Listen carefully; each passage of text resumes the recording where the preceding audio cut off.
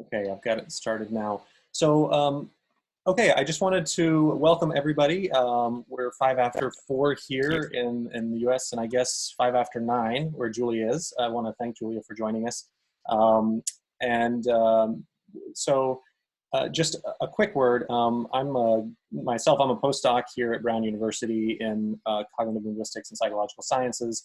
I've been working with a fantastic group of people here at Brown that includes faculty, students, staff, postdocs, basically an ad hoc consortium of people who want to see Brown University do more on climate change. They've shown excellent leadership in some areas, and we've been trying to think about other ways that Brown can take the lead and show the kind of leadership we really need in what are really pressing times.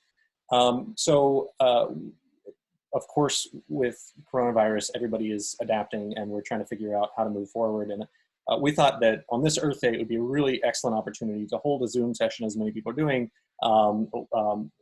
with Julia. This is an excellent opportunity to hear about how human well-being works with sustainability on the planet. And so we are I'm not going to spend much time here. I just want to take a second to sort of introduce you to our online infrastructure. So I'm going to share my screen really quickly.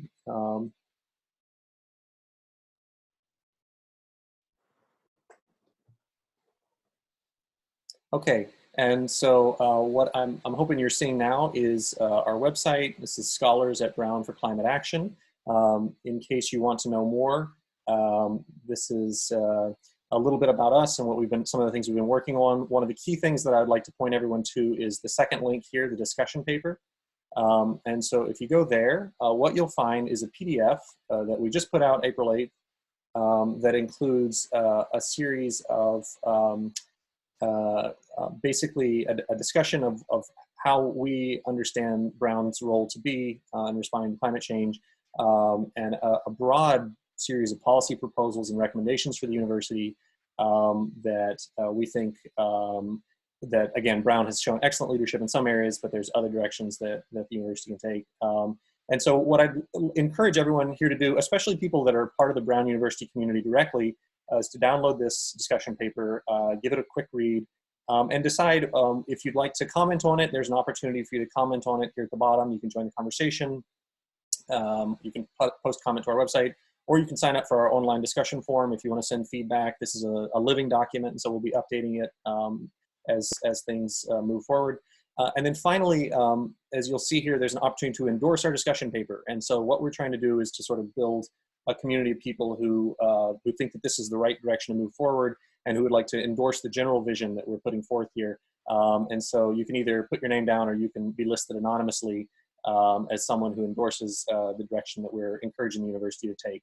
And so with that, I'd like to hand over the presentation to Olga. Is Olga here? I think she may not be on. Everybody's having trouble getting in with some password error. So I've just resent it to people. We'll see if they can get on. Yeah, I think Olga's having some password trouble. It seems like some people have luck and some haven't so far. So Galen, why don't you go on ahead? Yeah, sure. Yeah. So I guess I can quickly cover some of what we've done with our group Scholars of Brown for Climate Action and what people at other universities and other places can do. Not that we are the exemplar, but you know, taking lessons from what we've been able to do so far. And I'll cover a little bit of our focus on climate denial and then hand it over to Tim. And so really briefly. So Scholars of Brown for Climate Action, we believe that universities, basically as institutions, should take an approach that we also think society should take towards climate change, which is addressing it holistically. And that means that as an institution, universities have leverage, especially places like Brown, have leverage in their surrounding communities politically. They obviously have leverage over the public conversation and over both through research and through publicizing research and through education. And they have lots of leverage in who they hire and what their like material sort of economic practices are. So we're really are trying to change the conversation at Brown around all of these things sort of in a series of steps that build on each other. And one of the most important steps, we think, is for Brown to sever ties essentially with corporations and foundations involved in supporting climate denial. So climate denial is really organized efforts to cast doubt on the existence of climate change, and that's a historical form that it's taken. More recently, climate denial is sort of shifting into climate delay or obstructing policy or sort of muddling the public conversation. So we're kind of conducting research on climate denial and climate delay to try to understand who are the people who are active at universities and throughout society that we should be cutting ties with because they're sort of polluting the discourse. And it may seem sort of a distinct topic from what we're going to be talking about, all this climate denial stuff. I want us to sort of keep in the back of our head that there's a battle going on over the narrative about fossil fuels. And one side is saying that they're completely essential to everything that we hold dear. You know, after this talk, you can go look up American Petroleum Institute's Powering Past Impossible campaign. You want to see sort of the antithesis probably of what we're talking about today. And just sort of being critical minded about that while you're listening to what we're talking about. So with that said, I'll hand it over to Timmons to introduce our wonderful speaker. Thanks, Galen. I want to welcome everybody. And I know we have a really interesting mixed audience. We have a lot of people from Brown, but we have people from around the world, especially from Julia's circles and from our environmental sociology list, nationally and internationally. So welcome, everybody. I think this group has been really exciting because it's reached out into, it's been not just students, but it's faculty, postdocs, grad students and staff, and some alumni as well. So it's really exciting. And we're really trying to expand the role, the idea of what sustainability could be for universities. I wanted to just say, you know, I have a little quick thought on Earth Day, and I should really give this over to Julia, but I mean, there are many accomplishments to be acknowledged of what environmentalists and communities have fought for over these 50 years now. I come from Cleveland, where the river caught on fire, and there was lung-burning smog and ubiquitous toxic waste in those days. And I think really there has been advances in terms of Clean Water, Clean Air Act, and so on. But the inequality in bearing the burdens of environmental damages and the access to the benefits of those gains are, the inequality is really savage. That is, some people, and it's not really abating. That is, there's no indication that a sort of a colorblind environmentalism is raising all the boats in a way that's either just or really getting to the problems for these communities that are just not their problems are not being addressed. And as Galen mentioned, we're really in a time of rollback in the United States that they're using currently the COVID-19 crisis, which is terrible, to ram through a series of gutting of our environmental protections. A lot of the improvements that we've seen in our air and water are now being put at risk, and with mercury rules, gas mileage improvements, oil and gas industry enforcements all suspended, reduced, or eliminated, and the list goes on from there. And these are not really anomalies. It's the climate change deniers and the industry lobbyists are arguably in control of the White House and the US Senate. Internationally, science denialism is arguably on the rise, with libertarian surge attacks on government action and nationalist populism, undermining the cooperation that we need on these global problems. So I'm just affirming what Galen is saying, that the environmental movement and the environmental scholarship and our academic communities need to really face up to what we're facing, or face up to our opposition and understand it, and not let these groups continue to operate, including by manipulating our universities. I'm certainly not saying giving up, but I hope that we can take a more effective approach in the next, 10 or 15 years. So when we get to Earth Day, 60 or Earth Day 75, we're today at Earth Day 50 already, that we have a more level playing field. I would argue that we're really losing right now. So I want to introduce Julia Steinberger. Professor Julia Steinberger is a professor of social ecology and ecological economics at the University of Leeds in the UK. She did her undergraduate degree at Brown in physics, and I don't even know what year she graduated. She's muted, so I won't. It was 96. It was 96. 96. And then, I rode to Brown in a dinosaur. wow, yeah, Those exactly. were the days. So long ago.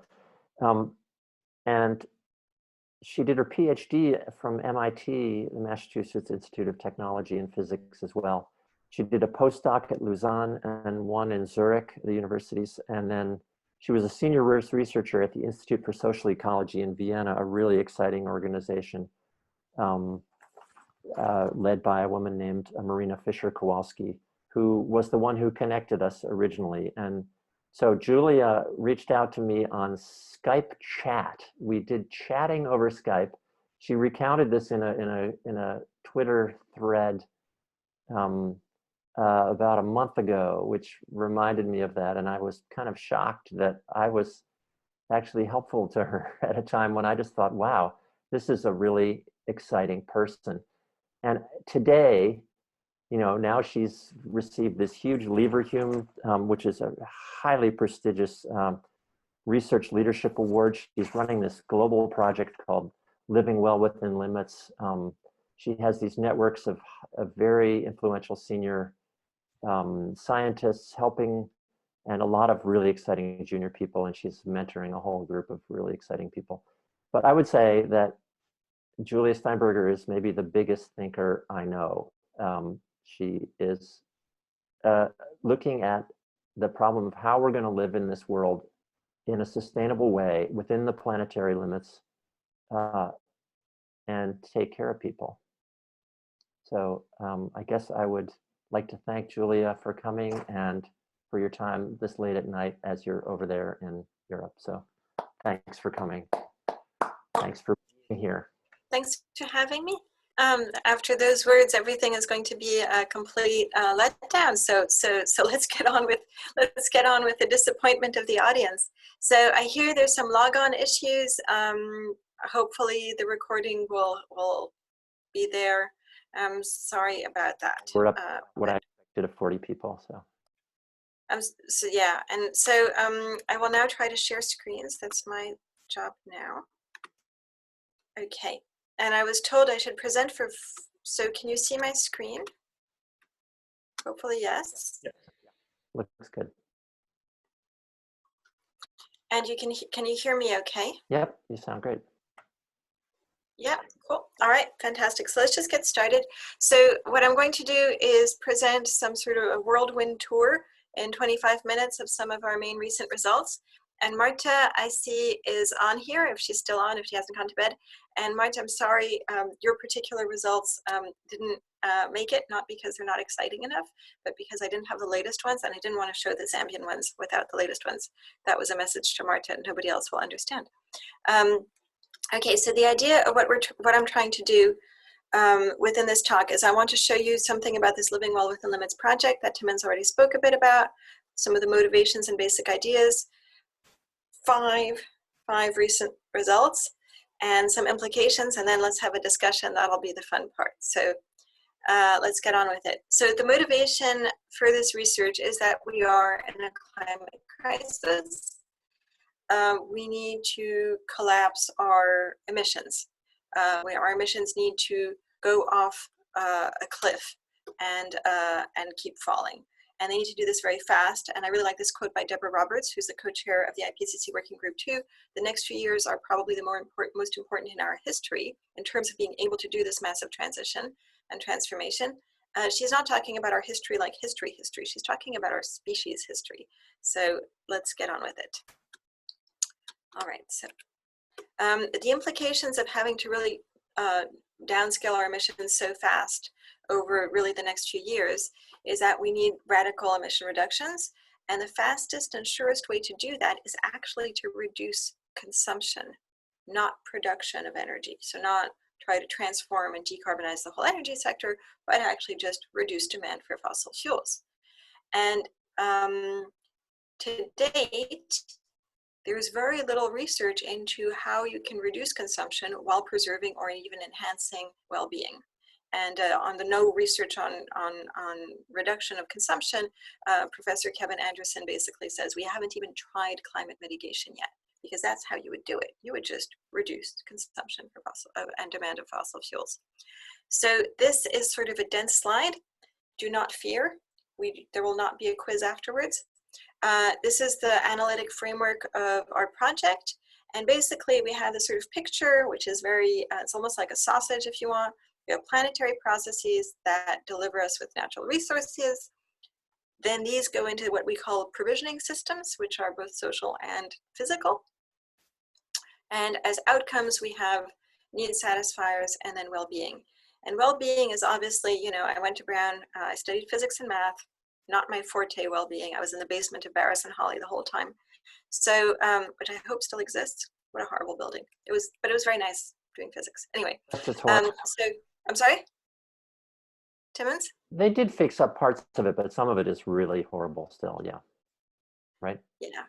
So anyway, so well-being was not exactly my speciality as I was studying. So let's talk a bit more about that in case that's part that's confusing you as well.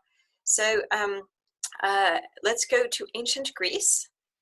And I'm going to admit this person in the waiting room, seeing the waiting room as well. So let's go to ancient Greece. And in ancient Greece, there were two camp thoughts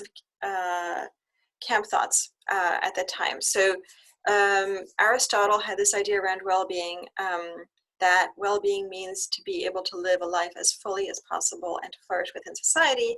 And just a few years later, Epicurus showed up and he had this very different idea. I mean, obviously there's more complicated stuff to that than the snippets on this slide, that well-being means achieving the most positive and the least negative feelings possible. So much more of a subjective happiness perspective.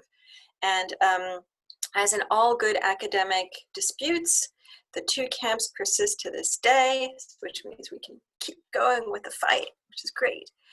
So if you're on team, you have to pick teams. If you're on team Epicure, you probably think that well-being should be measured by something like happiness. It's a very individual perspective. You like the happiness indicator or the utility function in economics, and you believe that more economic growth, more income would lead to more consumption, more positive feelings. That's sort of the stereotype. And it's the dominant view in both research and policy, I would argue. If you're on team Aristotle, you have a very different perspective on well-being. That is more about flourishing. It's a more social perspective. It's about the Human Development Index or the Sustainable Development Goals. And the goal of well-being here is to support the human potential within society, so flourishing within society. And I would argue that the Lily Project are new recruits of Team Aristotle, and we've written some papers on how we are recruits of Team Aristotle and not of Team Epicure, if that's interesting to you. Now, some of the first research questions we had were, does well-being within limits exist internationally? Can we observe it? And what we decided to do is we decided to test the framework of Kate Rayworth, who wrote this very nice book called Donut Economics, which I recommend extremely highly. Basically the idea is, can we see if social foundations, which you can see as sort of the inner ring of the donut on the slide, are achieved. So if countries achieve social thresholds while remaining within planetary boundaries, and sort of the outside of the ring is shown as the planetary boundary. So we're trying to see, are any countries currently within the donut, within the safe and just space for humanity? And what we did is we had collected a whole database of biophysical indicators, which we then assigned to planetary boundaries, downscaled by countries. And then we had social indicators as well, and their thresholds. And this is sort of our headline result. And what we basically did is we basically put countries based on how many planetary boundaries they transgressed on the horizontal axis versus how many social thresholds they achieved on the vertical axis. And then we tried to measure what that meant.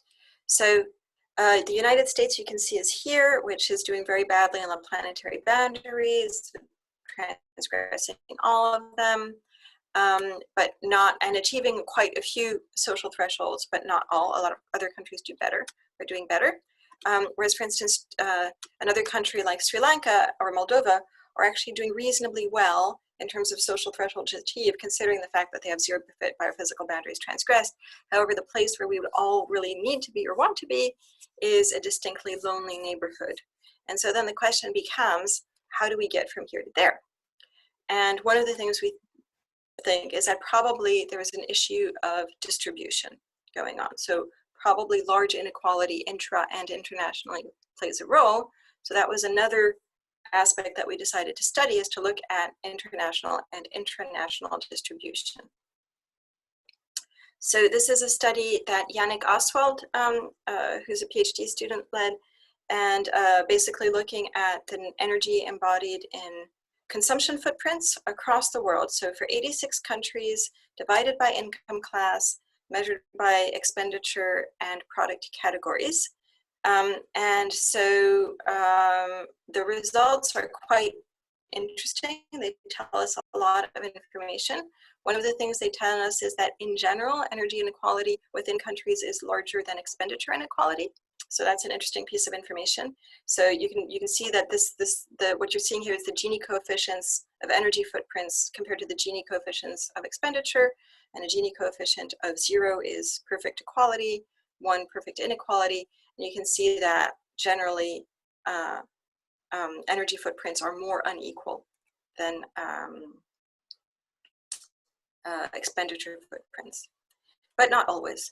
Another thing that we did, which is probably our most important headline result, is we could map product categories. So based on how energy intensive they were in general, so per dollar spent, how much energy was consumed in the global economy as a result of this expenditure, and how unequally they're distributed, or in terms of elasticity, how much do these products belong to the consumption basket of richer households as opposed to poorer households.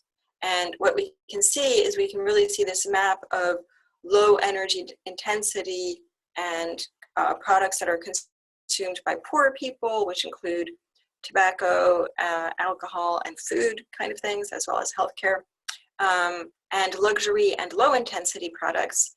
But what's really interesting is obviously the high energy intensity products, which are heat and electricity in terms of the products that are most consumed by poorer households, and a whole bunch of them consumed by richer households. And this is really interesting because there's this sort of idea at the back of people's mind, as people get richer, they consume lower energy intensity products or less environmentally damaging products.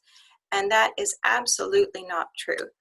From what we can see here, we really see that richer households across the world consume more vehicles, package holidays, all kinds of transport, basically. That transport is this massive category that richer households use. And this tells us, this kind of mapping can tell us something about policy design.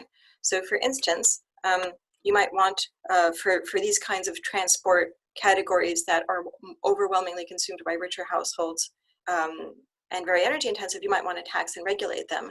As opposed to the other category, you might want to have public investment in low carbon and energy efficiency programs, because poor households will not be able to afford that stuff on their own.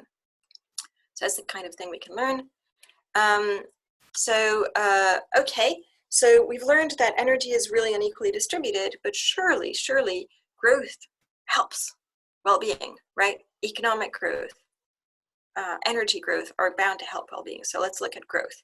So there's sort of this idea that inequality is bad, but growth is good, because growth kind of compensates for inequality and poverty. So we decided to investigate that as well. And so basically we asked this basic question, and I'm showing it to you as a cartoon. You can read the paper, the math's not hard. I don't have time to go through it right now. So the idea is, if you have global averages shown of consumption of stuff versus well-being shown as a smiley face at time 1 and time 2, and I asked you, how much is the gain in the smiley face? You know that at time 2 we're higher up on the smiley face axis. How much can that be attributed to the growth in the stuff? You can't answer that question. I can't answer that question. Nobody can answer that question. So what we have to do is we need more information.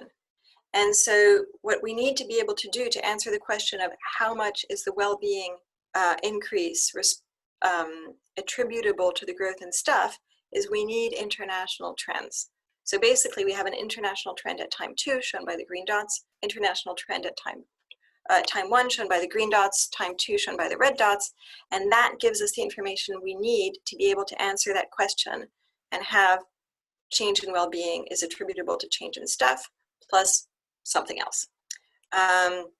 And basically, you can do it if the international trends are known, because you can hypothesize, okay, what can we do if there is a change in the trend, but no change in the stuff, or only change in the stuff and no change in the trend? And if you have those two ideas at the back of your mind, you can do it. I'm not going to tell you more about the method. I'm just going to show you the results. So basically, on this chart, what we're showing as 100% is the tremendous international life expectancy improvement between 1971 and 2014. So overall life expectancy went up by 14 years roughly. And then we did this thing of asking how much of that can be due to stuff, which is each column. So how much of these 14 years can be attributable to fossil fuel use as measured by CO2 emissions? And the answer there is not very much. It's 22%. Primary energy, not much better, 26%. International market exchange rate income, so normal GDP growth, not much better, 29%. So what we're seeing is that growth in both energy, carbon emissions, so fossil fuels, and GDP cannot explain statistically the growth in life expectancy, the improvements in life expectancy. There are other things that do a lot better, including purchasing parity, power parity income, food supply, and residential electricity that can statistically, again, explain a lot more of this improvement, up to a factor of 2 or 3 more. So that's really interesting. We see that it's not all energy is created equal, not all GDP is created equal, not all growth can be considered to be uniformly good. Some types of growth are much more important for our well-being than others. So we've learned these things. We've learned that no country satisfies human needs while remaining within planetary boundaries. Energy use is very unequally distributed, with more affluent people consuming more intensive transport than anyone else. And growth in energy cannot account for growth in well-being over time, at least not as a bulk mass thing. Can we model a different future? So what we're doing is we're trying to model a different future based on what things could look like, based on the decent living energy framework of Professor Narasimha Rao of Yale. This is very recent research. We're submitting it right now. So it connects needs to sufficient levels of energy services, and our global model takes into account technology, so optimistic technology improvements, equal distribution, lower demand levels, and it also takes into account local geography, population density, and household size, demographic shifts, climate change. It's quite cool, actually. It contains a lot of granular information in terms of national circumstances. And this is sort of what the model looks like. We have these decent living standards, requirements, which are the green things. Some of it can be attributed to personal consumption, some of it can be attributed to public consumption of schools and hospitals. And then we sort of have office, freight, sort of the commercial sector, and we also have infrastructure, the embodied energy in houses, roads, and stuff like that, built vehicles, all of that sort of stuff. So again, this is much more complicated. Happy to share the paper with you in draft form even that explains it all. But these are our results. So what we see is that in terms of global final energy use, we have the IEA scenarios, reference 2 degrees and beyond 2 degrees. So those sort of the red, orange, yellow, and Arnold Grubler's low energy demand scenario. And ours is even lower than that. It's really a sufficiency scenario where sufficiency is actually quite a decent living standard. And it's roughly 40% of our current global consumption of energy. But despite the fact that it would satisfy everybody. And if you compare it to current energy levels, you can see that it's really a fraction of what the richest and most affluent countries consume, especially the US, for instance. So because it's the green band compared to the red dots is where, and there are international differences, but they're not very big compared to where we are now, because yeah, the technology basically allows you to not have to be very different internationally. So now what can we understand about the social context and constraints of provision? So why, if it is possible to live well at much lower consumption, are we not doing it? What's standing in the way? And what we think is that political economy factors are standing away. It's not technology, it's not goodwill, it's really structures of the economy. And what we did is we decided to look at a political economy of car dependence. This was published just a few weeks ago. It's open access, you can all have a look at it. We're looking at systems of provision approach, which is a political economy and heterodox economy approach, looking at what we think is the main product of the age of the automobile, which is car dependency. And it starts with what the automotive industry does. There are links with the road lobby, what the road lobby is doing, roads, parking, infrastructure, physical infrastructure for cars, land use for cars. So land use zoning in the US is very important, zoning that imposes parking requirements, or land road access requirements, active neglect of and defunding of public transport, and then of course the creation of car culture through advertisement and other means. And if you take all of these things together, you basically come up with what we found in our study, which is what we call a political economy anatomy of lock-in. And obviously this table, we basically have each of these factors interrelating causally with cause and effect with the other. You can't read it, that's fine, but I'll just zoom in and show this one, which is probably quite intuitive, which is the automotive industry plays a key role in lobbying coalitions which pressure governments to invest in public resources and co-op public space to make room for cars. So you have this nice alignment for them there. And in turn, car infrastructure enables the sale of more cars, providing space to accommodate them. And the status of roads goes from shared public access to motorized flow spaces, literally driving other modes out and enhancing the value of car ownership. So, but you see that across the board through all these factors. And so our conclusion from this is that you really need to have a sort of actively political understanding of the constraints facing us when we try to get to low resource well-being systems, because it's not going to be so easy. Okay, so what do we do about this? From understanding to action, we don't have time for nice gradualistic transitions in research or reality, but we need to be calling for radical transformations. And that's sometimes quite uncomfortable. There are popular movements doing this. Hopefully you're all engaged in them in one way or another. So the student strike, Sunrise Movement is fantastic.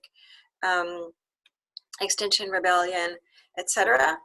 And one of the things I really wanted to think about is how do we support them as an academic community? How do we as an academic community become part of a radical transformative movement and moment?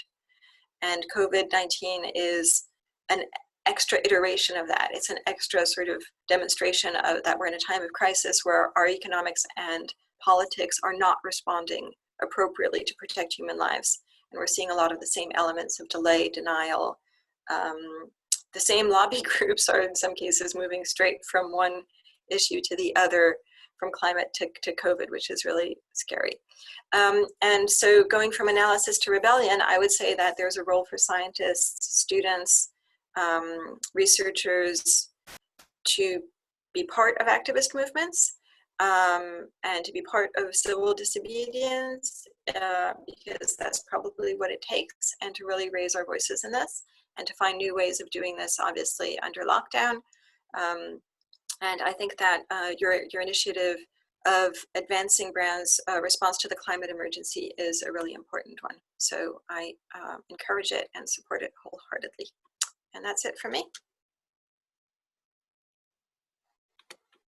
Thank you, Julia. That was really great. I guess we can do the, like I'll clap. Anybody else can put on their little funny little clapping mittens. Okay, so now we're gonna move to some questions and answers. Do Andrew, Olga, I guess, is now on her iPhone, and maybe Sophia can help as well, maybe. Yeah, so Yeah, I think so. As a matter of bookkeeping, or I guess housekeeping, what we'll do is, so you can either raise your hand, and I'll be monitoring the list for people raising their hand, or you can type a question that you might have for Julia in the chat, and one of us will try to stay on top of reading those questions as they come in. I want to acknowledge that what Julia just presented is dizzying amount of stuff, and it's really complex way of looking at the world. It's really quite different. I mean, I don't necessarily need to go and buy a car if all I want is just to get from point A to point B. So that's what all that work on needs satisfiers are. I mean, do you feel like, I guess I would start off with this question, do you have some examples of how people are starting to use your work? Have you seen anybody take it up yet? I mean, what's happening? In terms of using it from a policy or politics perspective, okay, so possibly not yet in reality as much.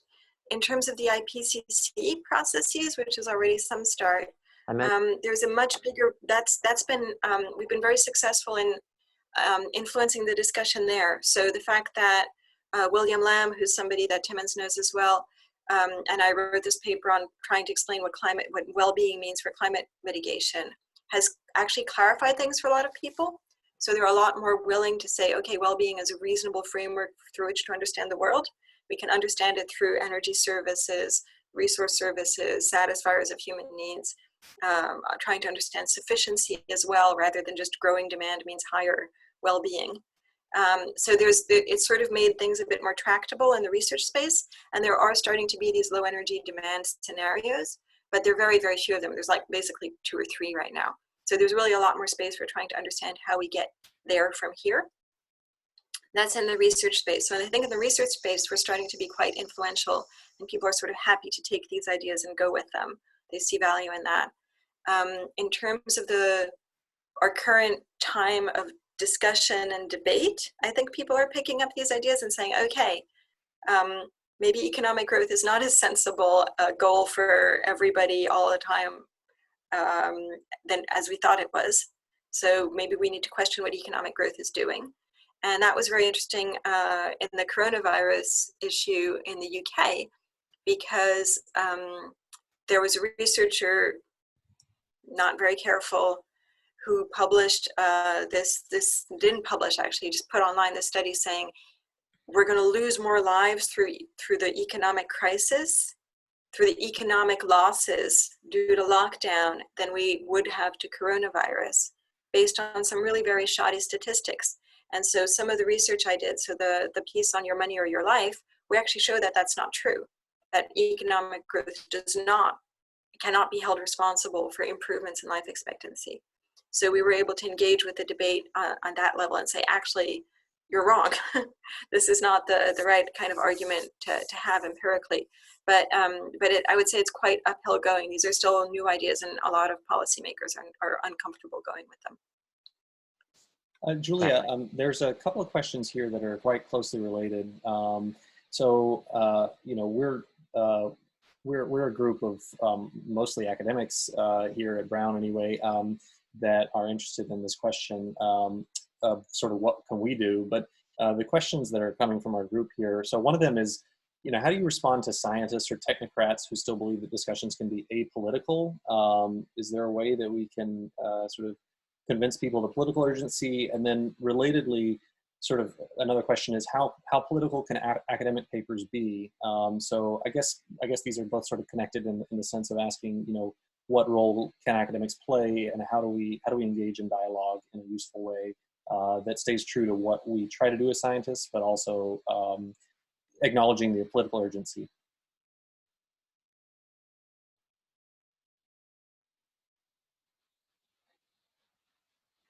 Julia, for some reason, I'm muted, right? Sorry about that.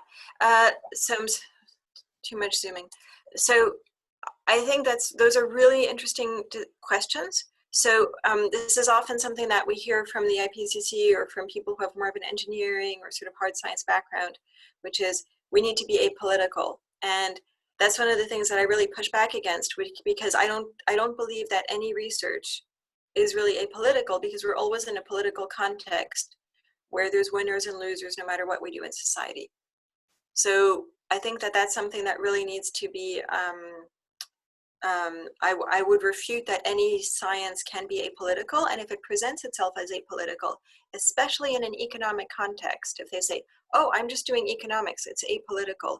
Economics is never apolitical, because it's always about winners and losers. And depending on the framework you're taking, you're choosing a political side.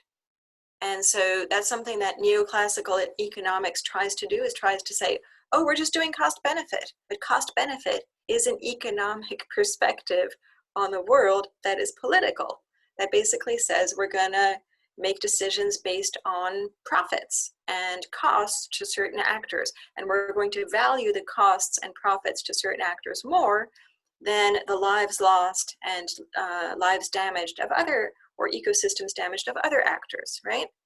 So I would say that I would really push back against this idea that science can be apolitical. I think it's much safer to do science within a perspective that is aware that we are in a political space, and that our work will be taken and used or ignored based on political preferences.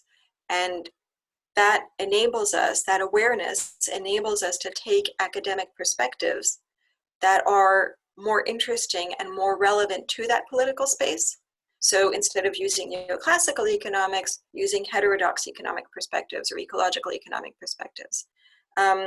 And instead of just doing studies of consumption, do studies of supply chains.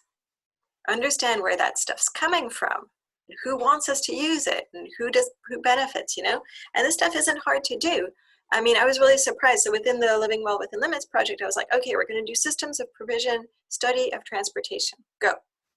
And I had a couple of colleagues who are absolute experts on transport and car use, who said they had never, in all of their transport studies, ever looked upwards at the automotive industry. So in transport studies, you take the flood of cars that arrive into cities and our spaces as given, God-given. God gave us the flood of cars. You never look upwards at the automotive industry. Well, a political perspective says, maybe you should. A politically aware perspective. So I think it's about doing research that's politically aware, and that gives you the possibility of exploring systemic social relations of power and profit. Basically, you have to do research where one of the answers can be capitalism is doing this for profit. If you don't have that as an option in your research space, you're not going to be able to observe the system we see. And so that's what we try to do within the project. In terms of Steve's question, hi Steve. In terms of the how political an academic paper can be, I think that this depends again on the approach. If you base it on robust approaches that allow you to look at these systemic interconnections, supply chains, coalitions of lobbies and actors, who does what, where did they come from, why are they doing it this way, and have more sort of an investigative perspective in that sense, then you can do very robust research that has a political angle that is not, cannot be critiqued or cannot be dismissed by other people. So I think it's still possible to do quite robust and good research that way. I hope that the research we're doing in my project gives space to other people and gives a permission or the desire for other people to look at that stuff. So I guess I'm also, long answer. No, it's a fantastic answer. It's really brought up a lot of interesting points. So for me, this is just me speaking personally, but it's also sort of evoked by a point that someone raised here on the chat, which is, so, I guess it's a question about the role that academics have to play. So, particularly academics who already have tenure track jobs, and we sit in this position of incredible privilege, and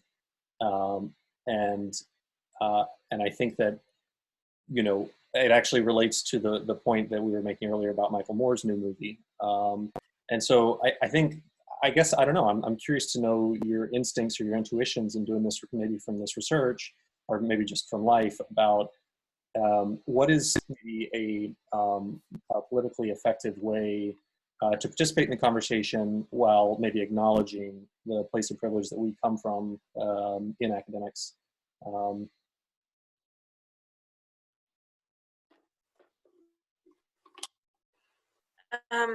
Well, I'd really welcome other people to come in on this, because I'm figuring it out as I go along. I think that's one of the things to maybe start with, I guess, is that we're figuring this out as we go along, because we are in unprecedented times in terms of the role of the scientist as well. And I think coronavirus, again, is sort of bringing up all these lessons, which is, things are going reasonably badly, I hear, in the UK, in the US. I'm sorry about that, but things are not good here in the UK either. Every measure our government has taken, it has taken only because we've had epidemiology experts, medical experts, the media, and the public sort of shouting and yelling at them to do things that would save our lives. So they've only acted in response to pushback against their policies. And that's been quite terrifying to see, just these waves of delay. Like, they sort of have to be coerced into every step they take to protect people. And so I think that one of the things to realize is that we have to be vocal, and we have to be out there. We have to be willing to put ourselves out there with uncertainty, with caveats, with whatever, but at least be willing to be an active part of the conversation, and not just pretend we're stepping apart from it all. If that makes sense, that we're not aloof, that we are part of this and we're in it together, and we can learn from each other and have these debates. I guess another point is to be willing to focus as academics, even though we are in a position of privilege, we can shine a light on inequality, on poverty, on deprivation, on the additional hardships faced by disabled people, people of color, women, people who are at risk of systemic violence and vulnerabilities, and we can make sure that their positions are not marginalized.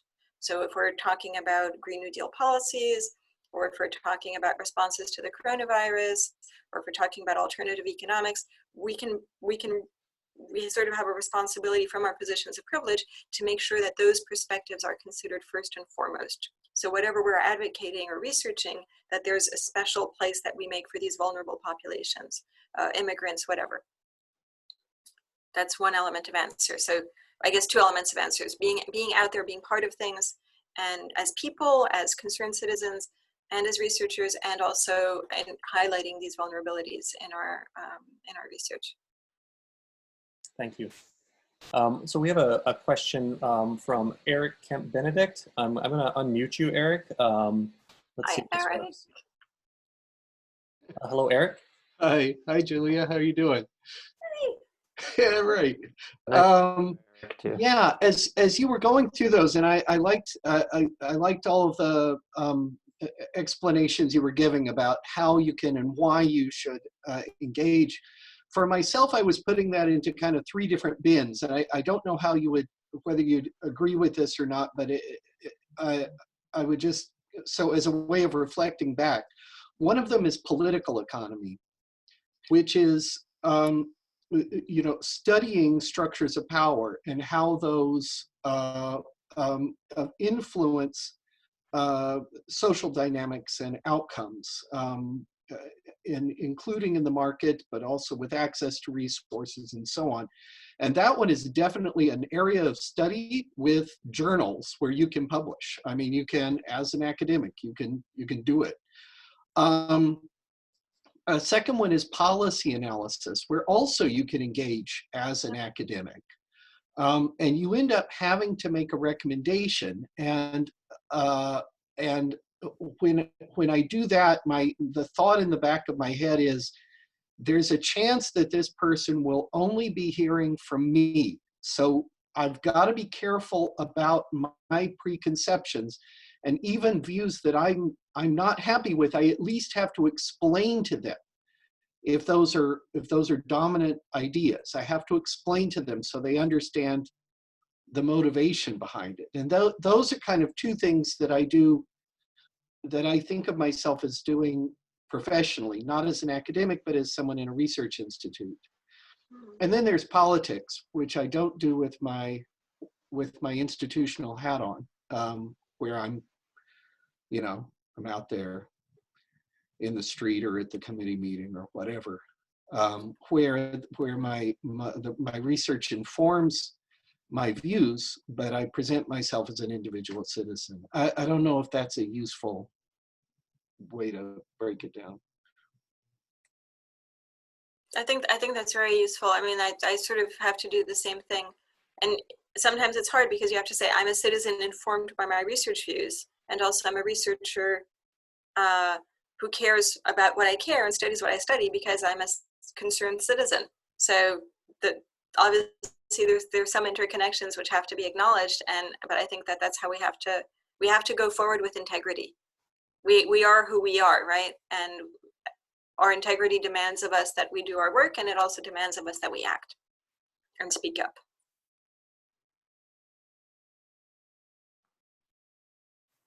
I have a big mouth. I'm going to just speak up here because I don't see any questions in the queue. Oh, wait, there's a new one, but let me go ahead.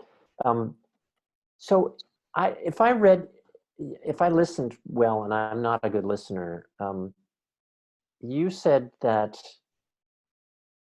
your sufficiency analysis showed that we could basically get everybody into the sufficient part of Kate Raworth's donut economics without exceeding planetary boundaries, and that we could do that with like 40% of the current amount of energy that's being used in the world. Did I get that right? 150 exajoules.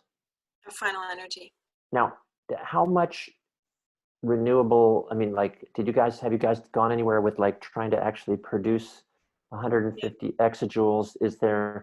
How hard is that to do with renewable energy? Is there another step in that analysis so we're not just saying, oh, we still have, so we haven't still, like sounds like fossil fuels, or, can we get off of fossil fuels? Yeah. There's two things I think. Well, so first of all, I realized that everything I showed you was like snapshot, and so I'm really happy to share the full papers, even in draft form, with anybody who cares, to know sort of what lies under these things. A lot of assumptions. Some of them you might find dodgier than others. But that one, I mean, we've gone through it over and over with experts. We think this is possible. We think this is a decent estimate. It's probably on the low side for various systematic reasons. But what we haven't studied is so one of the things it does include is it includes the infrastructure distributed over the product lifetime. So we include the build-up energy of embodied energy of roads, vehicles, of new buildings, new infrastructure. We do that, but it's spread completely evenly over time. Okay, so So we don't have already built, and we don't have to build again. You're still counting that in the future? No, well, if it's just each year of use has allocated to it a year of buildup. Okay. I mean, so basically the buildup energy is spread out over the use phase. Thanks. Which Narasimha Rao, for instance, in his scenarios, they're proper scenarios, he doesn't do that. He has a buildup as well. So we haven't done the whole transition. It has to be said that it's a lot easier. So we're not yet at 150 exajoules of renewable generation at all. So one of the things to be said about the scenario is it's at the final energy level. So at least that's sort of more comparable to renewable generation than fossil fuels, which are much higher, but also much more wasteful in terms of the energy they generate. So I think, I'm going to get the numbers wrong. I think we're about a bit less than half of that currently in renewable generation, which includes hydro as well as biomass. And so in terms of the ramp up, it's a lot more plausible to think that we could ramp up to double the renewable capacity in 30 years than if our demands are higher, obviously. So the lower we can get demand, the better. We haven't done that yet. Right. That's the basic. That's sort of the take-home message, right? Yeah. That a reporter would take out of this. Yeah. I mean, the lower you get your demand, the more it's going to be easy to meet. That's kind of logical. And we're way below the most ambitious scenarios right now. However, with like pretty radical egalitarian sufficiency, right? It's going to mean an improvement in life conditions for billions of people. So it's a lot more than billions currently have. It's going to be a lot less than McMansions and SUVs. Yep. There you go. we have another, oh, sorry, Julie, I didn't mean to interrupt you. You were starting to say? No, go ahead. Okay. We had another question here. How do you see the relationships between science and government and society? How stable are these relationships? Are there things the Academy should or could be doing to ensure that science remains respected? Yeah, I think we're at a lot of crossroads in that relationship. I mean, I think it's really interesting with the role and sort of the history of the role of science because, and I saw it a bit already with my dad's generation of scientists, because they were physicists and they made a nuclear bomb. Not him personally, he was too young, but physicists in general. And oh my God, governments loved and feared them and wanted good things for them and gave them huge research budgets and huge research labs and go do more of that great stuff where you do stuff that gives us these huge bombs and like kind of cool. We definitely don't want other countries to be first. But then the physicists and the scientists started pushing back and saying, actually, we want disarmament, and started taking an active role in being very militant for disarmament treaties and intervening with the military and intervening with their governments to say, actually, we don't really like you guys having those weapons. We might have made them, but we kind of think it was a big mistake to let that cat out of the bag. And so there was this really contentious relationship between the scientists that were sort of feared and revered for their contribution and their role in stopping the use of these weapons and their proliferation. And that was quite interesting to sort of see. And I think now we're also at this contentious time with climate change, where we're basically scientists biting the tail of the dragon that's feeding us, right? We're fed off of public subsidies, but we're saying we're turning back to our states, which are fossil fueled states, and saying, you need to stop doing this. You need to stop these industries that are really core to your economy or present themselves as core to your economy. They might not actually be as necessary as they think they are. And you really need to change things. And so we're in this contentious relationship. And I don't think that respectability helps us so much here. I think that we have to stand where our science brings us, and that's in open conflict in some cases. And then I think we have to do that conflict as well as we can. So we have to do it in an advisory role, like calling governments to account, and then we have to do it as a sort of whistleblower, public watchdog role, maybe an activist or advocate role. And I think that that's also, again, visible with the coronavirus issue, where you have epidemiologists and doctors, saying, okay, well, I tried to be the polite expert, but I'm definitely in open conflict with these government policies. I think they are endangering people to the extent where I have to go on the news, talk to journalists, even though I'm threatened with firing, etc. So it's been quite interesting seeing that sort of the respectability and polite versions play out against what really needed to happen, and the refusal of the government to have accountability here is really something quite interesting in the UK. I find it quite shocking, because everybody's supposed to respect health experts, but they don't. Yeah, it's also quite fascinating to watch public scientists do what they do. So in the US, of course, we have Anthony Fauci, and he works with an administration that's sometimes antagonistic to some of the science-based recommendations that he makes. It's interesting to see him toe the line and show leadership as a scientist. Okay, let's see, we have a question here from Dawn. I'm gonna unmute you, Dawn. I'm going to stop sharing screens, okay, because that way I can see people, and there's not been questions on the slides yet. So wait. Well, I was actually going to ask you to share your screen. Oh, sorry. Okay, going back. I was going to ask you to go back to one of your slides. So first of all, thank you so much for this talk. This is, as Timon says, it's a lot to digest, but it was really great. And because it was a lot to digest, I was hoping maybe you could go back to your slide where you had the horizontal green line that you guys plotted versus the red dots that were going up. I could tell you when to stop. I forget exactly what you called it. That, yep. So my question is this graph with the GDP. Is this suggesting that there's some sort of like quality of life sweet spot, like around $10,000 GDP per capita? or does it have anything to do? I just thought it was kind of, I didn't know. I guess I Yeah. wanted you to maybe explain more the 1,000 to the 100,000 and what that meant.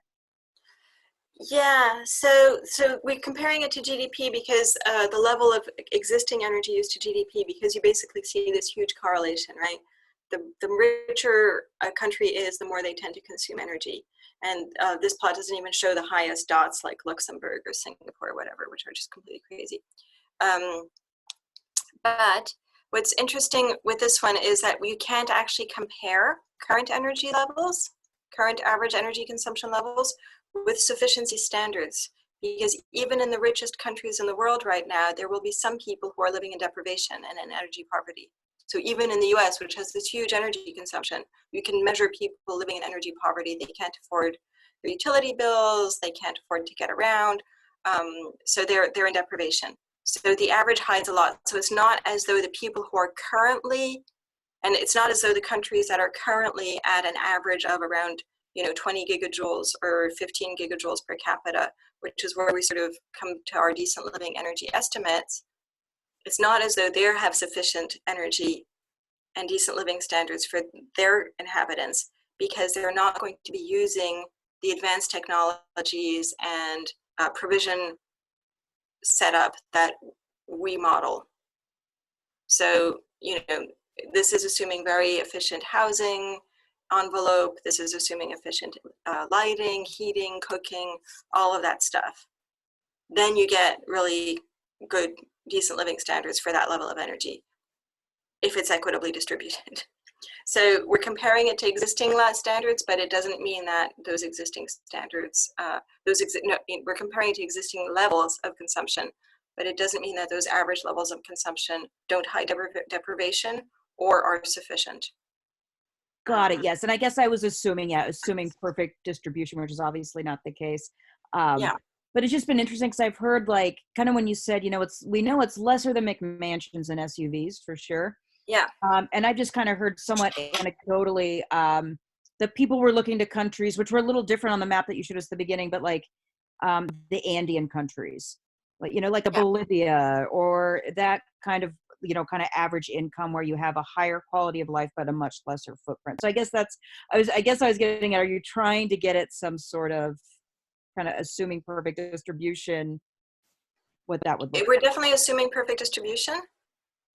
And then we're assuming a bunch of other things in terms of modal share, so much more public transportation. We're assuming plant-based diets. We're assuming we put a lot of stuff in there that sort of allows it to be a lower resource scenario. Yep, got it. I guess, and the other thing that we do is that we actually have a great thing in the paper where Jill basically had this cave analogy, because we're always told you want us to act on climate change, you want us to go back into caves, and we're like, okay, fine, we're going to go back into caves. Here's what your cave is going to be like. It's going to have so many hours of nice lighting a day. It's going to have an ambient temperature of 20 degrees year round, no matter where you live on Earth. It's going to be have connection to the internet and lots of communication devices. It's going to have nice food and healthy diets and super cooking. It's going to have all of these other things as well. And it's also connected to these other larger caves where you have education and healthcare provided to you. We're definitely going back to that cave.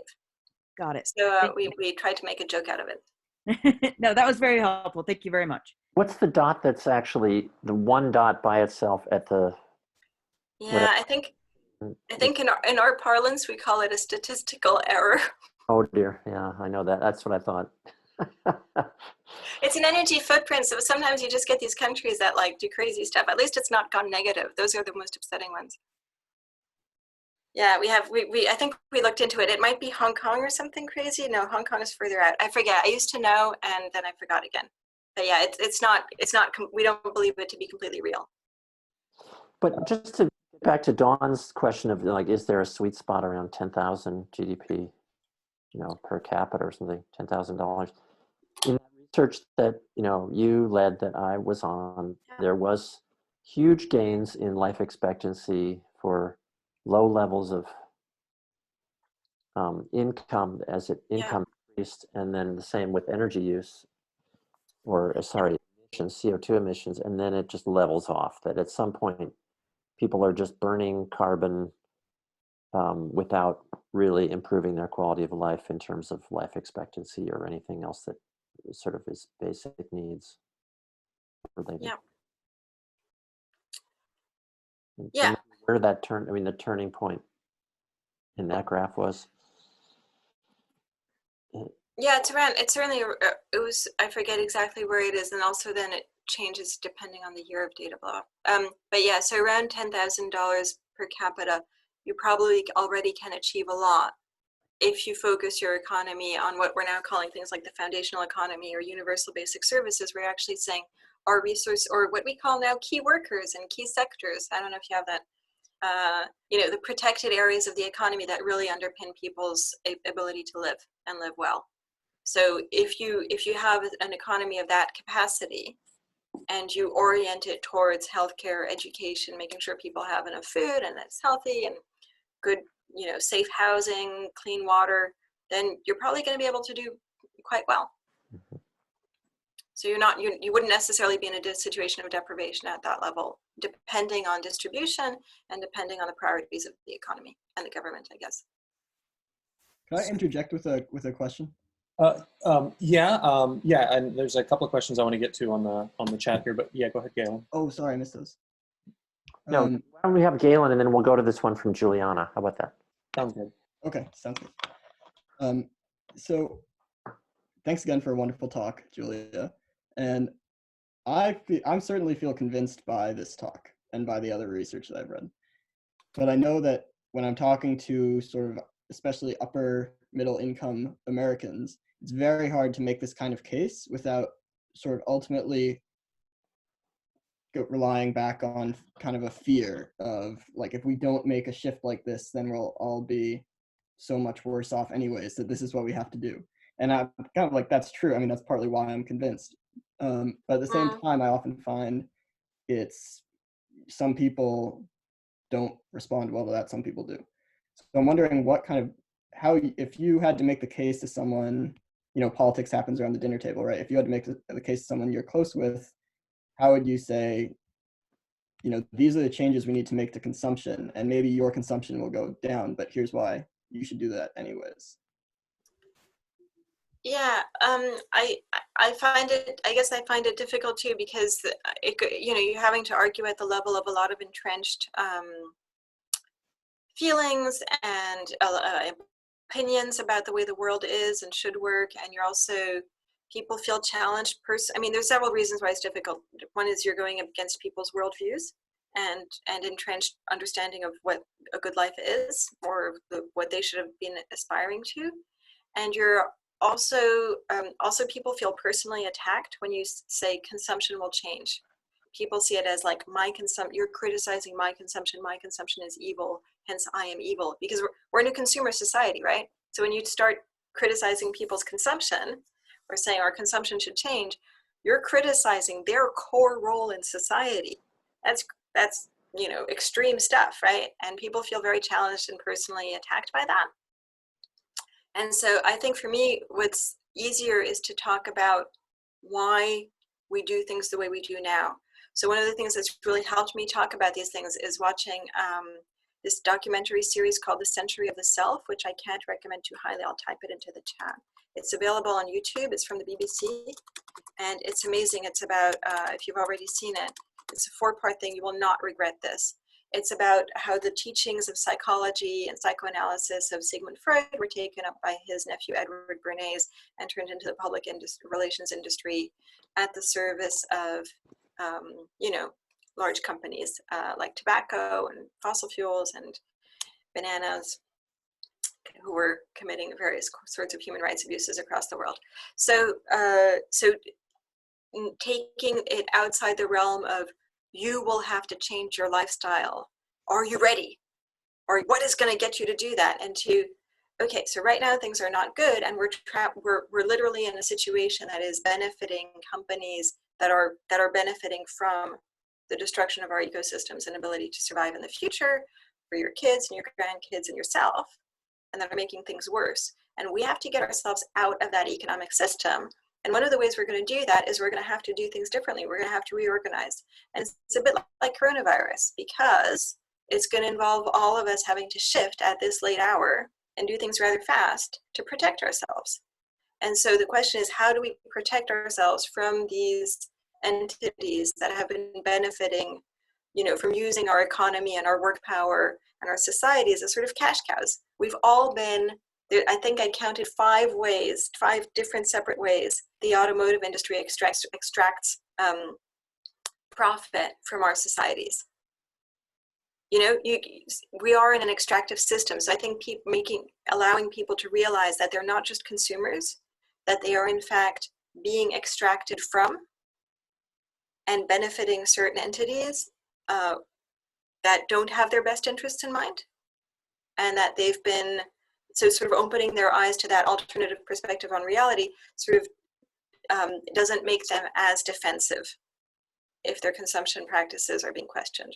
So it's kind of like, it's more like the red pill or the blue pill, I forget, in the Matrix, right? That sort of analogy all over again, but which is way overdone. But sort of saying, okay, can you consider yourself not as a consumer?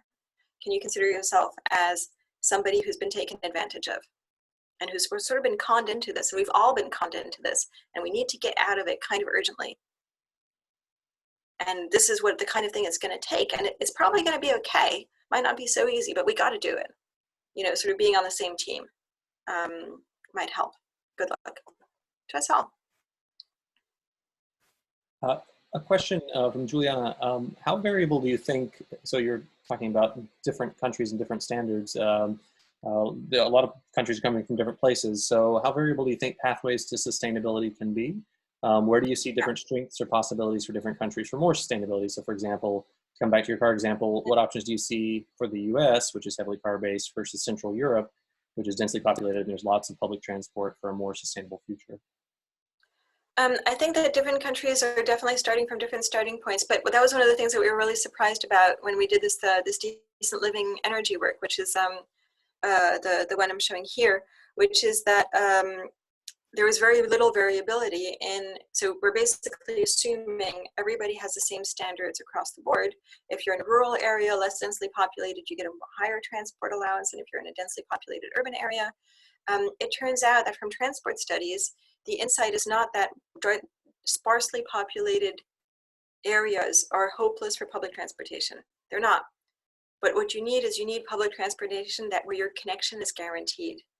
You have a sparser network, and that means that you have to take advantage of crisscrossing lines, and the connection has to be guaranteed. And for instance, that doesn't work at all in a privatized system like we have in the UK, where each line is on its own. So you have to have, it's not as though the infrastructure isn't possible. It's not as though public transportation isn't possible. It's as though it just means that you need a different strategy of public intervention to make sure that whoever's delivering the public transportation is doing it in a way that suits that setting. And so that's sort of a different angle on it, probably.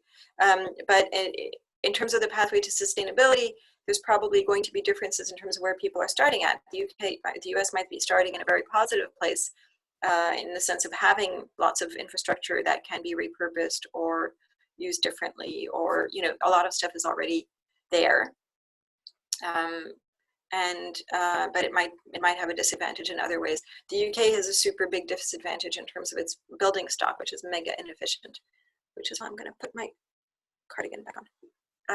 But the public transport versus private transport is not possibly as big an issue. It's more of a coordination issue than a completely not workable issue, if that makes any sense. Andrew, you're muted right now. Oh, a question from Belinda. I'm going to unmute you now. Hi, thank you so much for your lecture. This was so interesting. I know that the discussion so far and at the beginning, you sort of framed your approach as more targeting consumption than production, but I was wondering if you could talk more about what you think the role is in terms of interrogating problematic foundations of many of our institutions of production in approaching climate change. So for instance, like maybe moving towards the industrialization or collective ownership, or maybe thinking even about like land repatriations. So just in terms of like, I guess, a long-term vision of like an ecological future, but also in terms of like what's most effective in prioritizing right now when we have to like undergo this very quick radical transformation. Yeah, so and I think that one of the things here is so I'm a big supporter of the Green New Deal and also of the economic transformations that would have to accompany it.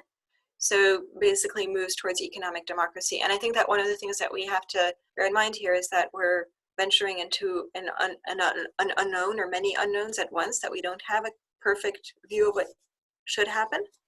But in order to still do it, we have to move forward pragmatically, and we have to move forward with a good process. And that process has to be inclusive. It can't sacrifice people and say like, okay, well, we're just gonna let you die. Like people in care home, I mean, I keep going back to coronavirus because I'm just seeing it sort of play out in real time as we're in the midst of all of this, you know, one crisis echoes another, which is we have to have a good process that's inclusive and is able to do error correction as we go and challenge power structures. So I think it's very important to have structures in the economy of economic democracy. So consumer or worker-oriented cooperatives, energy community groups, sort of federations of those. So we can have all of these participatory, engaged institutions that try to act as correctives or democratic enactors of what people want to do moving forward, trying to aim for net zero or the lowest carbon possible. So I think that it's a lot about process as well as goals, and I agree that the supply side and the industrial side will be important.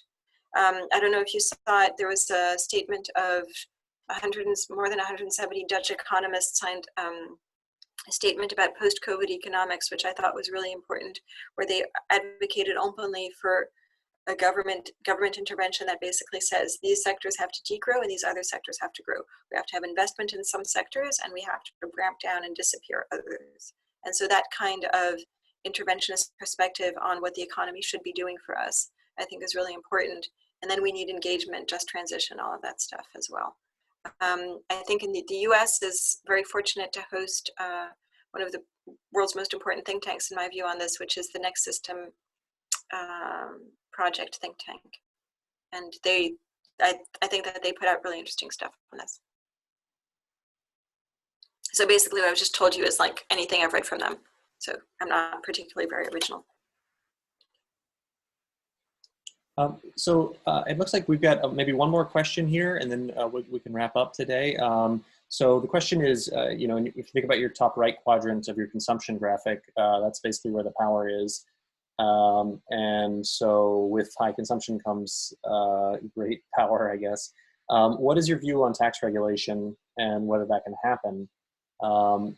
And then also sort of how might that happen? Yeah. So this is the quadrant graph of it's difficult. I'm not saying it's easy. I think one of the things we're doing is we're thinking about collaborating with Thomas Piketty and his group in Paris, who have this huge database collection on the highest earners, because we don't really capture the highest earners here. We're just talking about like the richest, 20% in each country. So we get higher granularity globally, but it's not. We're not talking about the mega rich. So they have more information with that. So there's two things. One is using their insights and their data to sort of get at the mega consumers and understanding what they're up to.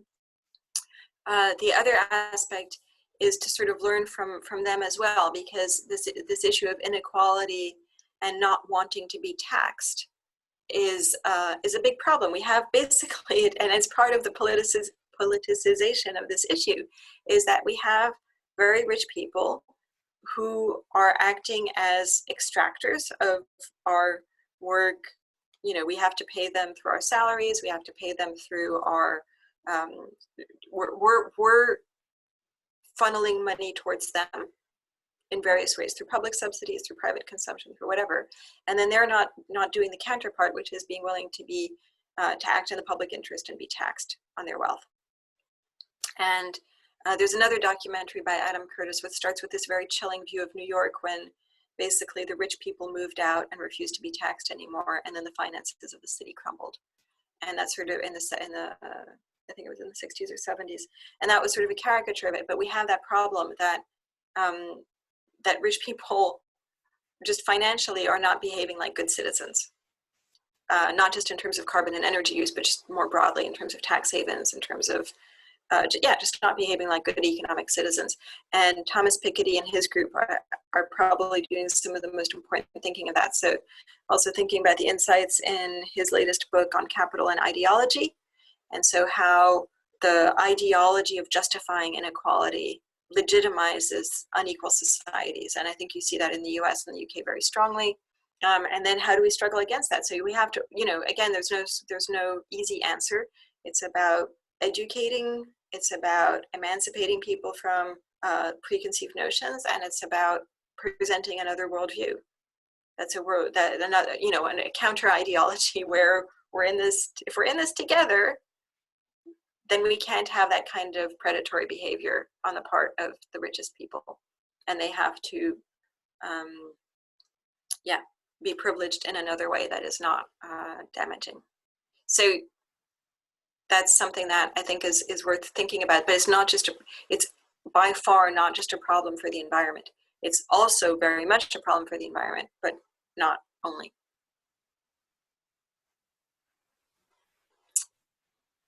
Yeah, there was a book review by Paul Krugman, I think, of Capital and Ideology that some people were complaining about. Anyway, it was interesting. So somebody wrote a lot in the chat. Yeah, maybe we can make this our last question. Basically, the gist of it is on this issue of industries extracting from consumers. To ask about the potential of tension of focusing on consumers versus the corporations and the industries. So I'm not quite understand. I'm still trying to read through it, so I'm not quite seeing the question. But we can save this for later if we're wrapping up. Wait, can you repeat the question? Yeah, maybe Sam. I don't know if possible, you can just I can ask you to ask your question. I'll unmute you. Hi, thank you. Yeah, sorry, I was typing while I was also trying to take notes, so it probably wasn't super clear. Thank you so much for this. Yeah, it was just my question was really kind of off of Galen's and then off of Steve's as well, which was focused on obviously some of the implications of this work here do target people who are in power, basically, and you just talked a lot about that. And so my sort of question is that I had several sort of offshoots of thinking from this. One of them was sort of I could potentially see that there would be room for people to sort of spin this take on focus on consumption and sort of leave out the elites and really focus on sort of the everyday person, which obviously should change as well, but doesn't have quite as much of an effect. And then that also leaves vulnerable groups being held responsible for changes that they can't always make. So for example, I'm thinking there's quite a lot of tension between indigenous rights and environmental and sustainability rights, for example, in Alaska, where, if you're living somewhere on the North Slope and you're consuming a ton of, you just don't have a lot of choice necessarily. That's an extreme example. And there's a lot of different agents who are on the ground within those communities who are making their own who have their own forms of sustainability and whose voices aren't quite as loud. But, there is this sort of sometimes this middle class rhetoric that can then look down upon others who don't adapt quite as quickly. And so I was thinking about that. And then on the other hand, I was thinking in the US, obviously there's this debate about legally how corporations are treated. And, often, there's a push for them to be treated as individuals. So is there a cheeky way to spin this than enforcing them to actually change some of their behavior as well? Two totally different veins. Yeah, I think the individual versus systemic is, again, it's about not presenting a lifestyle as pure and not being trapped into this sort of conflict of the lifestyles, like I am a better citizen than you because I am able to consume in this way. That's, yes, we need to change our consumption, but it's not about purity, right? It's not about better or morality or anything like that. It's about what we need to do to survive in various ways. And in terms of the corporations, I think it's important to use all means, so political, legal, financial, divestment, all of that, especially if it's publicized and becomes part of a culture of not giving social license. And I think that there's, so we really need to shift the culture. And I think that that's something that Shell and BP have been aware of. For instance, their internal documents of Shell saying, it's almost like they predicted Greta Thunberg. They were like, and a child shall lead them. And, we're going to lose because we lose our social license because the youth will rebel against us. So they didn't see a future of regulation or a future of financial disaster or anything like that. They just saw eventually we're not going to be able to do business anymore because people will turn against us.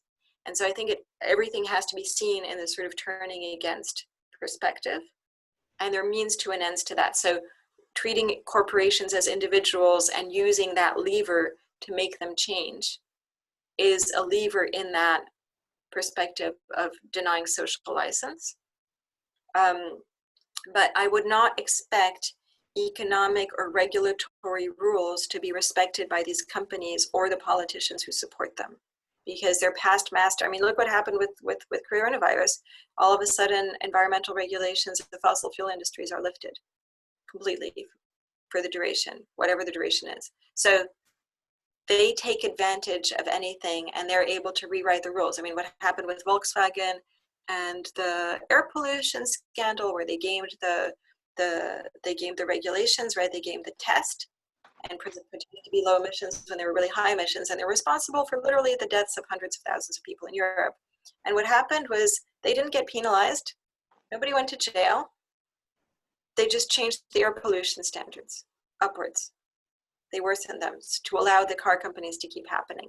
So I wouldn't trust systems of existing rules to be amenable to citizen.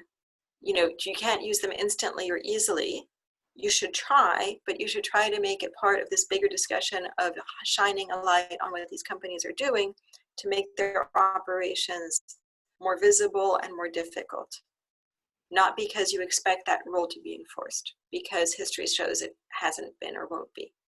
But we have to keep trying at that level of changing the culture and denying social license. I think that's all of these things feed into that, because through the lawsuits, we learn about what ExxonMobil was up to.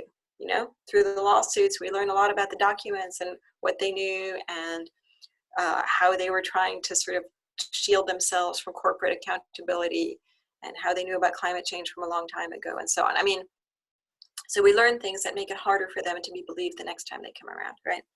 So it's not that the lawsuit will necessarily put them out of business, is that it helps us have the information we need to put them out of business in the longer run. I hope that made sense. Julia, I just want to take a second to thank you both for this super interesting talk and also for the incredible thinking you're doing. Both the breadth of it and the granularity of it is really impressive, and it's precisely the kind of thing that we need. So thank you very much for that. And maybe take a second for people in the room to thank Julia for her talk today. Well, thanks for staying with it. Thanks, Julia. This is really cool, and we will, we've got it recorded, and we will put it up somewhere over here. I think if you think that's okay. And I want to thank everybody for coming and staying, and this group has been really exciting, and we look forward to engaging with you more, Julia, in the future. I think you could really help us, especially because what you ended up talking about there at the end really is at the core of what we're trying to do with this business standards effort. Yeah. That's in back to the discussion paper that we talked about at the very beginning of this, that Andrew and Galen talked about. Yep. So way to go, everybody. I don't want to say Happy Earth Day. I think this is not a Earth Day to be happy about. I really don't like that phrase, but have a real Earth Day. Okay.